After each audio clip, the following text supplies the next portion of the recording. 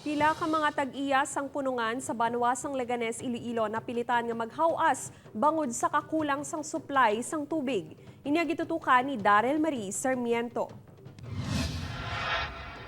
Ang magamay nga punungan sang tilapia ni Manong Dandre sa Barangay Kagamutan Norte, Liganes ang karon hubas na kag nagabagtik na ang duta tugas ang tuman ka init nga tiyempo.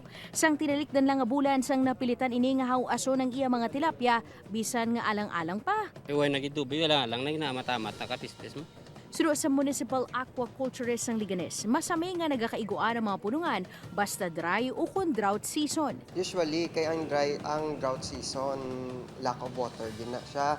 So, especially sa aton nga mga inland fisheries, sa mga inland naton nga barangays, may ara kita nga mga aquaculture practices such as nga mga catfish aquaculture, mga tilapia. Kaangay kay Manong Dan nga 12 kilos lang ang nahawas nga tilapia. 7 ka kilos ang dalagko, kag 5 ka kilo nga mga magagmay nga ila na lang ginbulad. Expected ko na ba, makakuha lang may sin 40, iwag kakuha. Maperde kita sa imong nga bubudaan. Sunod sa Municipal Agriculture Office, handa man sila nga magbulig sa mga apektado nga aqua farmers. Kay kami, wala kami hatchery sa Leganes. So, coordinate kami with the Provincial Agriculture Office for the distribution of fingerlings Manila nga i-assist man sila nga later on kung mag-okay na ang panahon.